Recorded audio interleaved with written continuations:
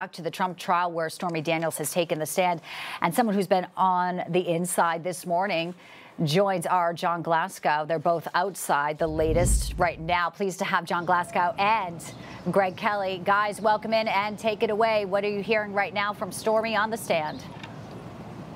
Yeah, thank you so much, Bianca. Greg Kelly got a front row seat here for day 2 of the cross-examination here. Stormy Daniels, set the scene for us. What's it like in there? Well, I wasn't quite in the front row. I was about 7 or 8 rows back, but still got to see everything. Look, I hate that this trial is happening, but that it's happening, I'm very glad I saw what I saw today. Stormy Daniels was, I believe, destroyed on the stand. Look, lots of security. The security is excellent, I'm pleased to say. There was this minor incident caused by me. When President Trump walks into the courtroom, I naturally stood up. I was the only one to do that. You're not supposed to do that. I was quickly admonished by pretty much everybody to sit down, people in uniform, and that's fine. I mean, would be nice, but we're going to obviously adhere. They almost kicked you out of there before things got going. Touch and go for a while, but anyway, and then it becomes a trial, and that can be very tedious, you know? And so Stormy Daniels yesterday, apparently, or the day before, was a bit of a wreck, you know, talking too fast, all the salacious details, which truly were irrelevant. I think what happened today, Necklace tried to make it a financial thing for her. Right.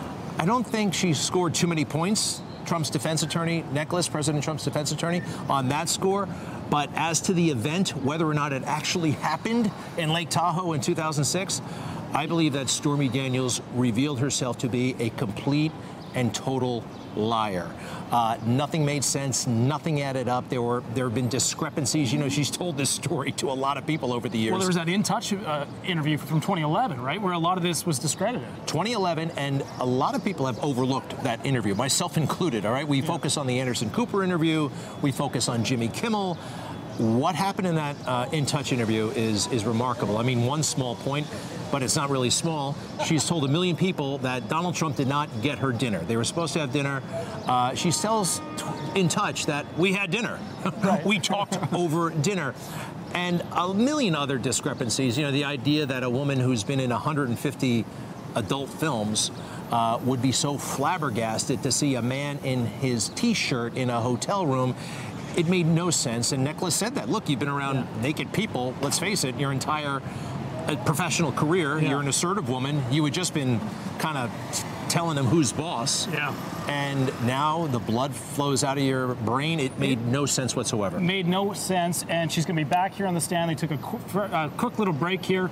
We're going to have some more testimony here on cross-examination from Trump's legal team this afternoon. We'll bring you the latest here on Newswire. Hey, John, real quick, tell Greg I have a question. If you can relay it to me, because I don't think he has his earpiece in. You know, within the span of 24 hours, we have seen this case with no evidence really being presented. But ask Greg just to react to the fact that now Jack Smith's case on hold indefinitely, and it looks like Fani Willis will be investigated. In 24 hours, the brakes have been pumped on all these cases.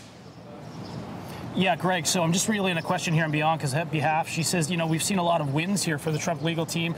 Fani Willis's case there. We've also seen Jack Smith's case. There's some discrepancies what happened there.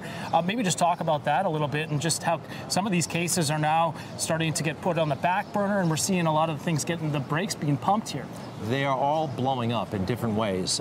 Their big plot to influence this election in a corrupt way, it looks like it's disintegrating. And I think that's awesome, because I know through my own research and through my awareness of life in general that these cases have no basis in fact. They are ludicrous. And I'm not saying that the system is working, but something is working, right? I mean, the system has brought us to this point. The system should have prevented this. Right. But here we are, and to see this case, I believe, falling apart. You never know about the jury, though. It's looking up for Trump. It's actually looking kind of spectacular. There you have it, from our own Greg Kelly, who sat inside that courtroom. Back to you. My friend Greg, thank you. We'll be watching him tonight.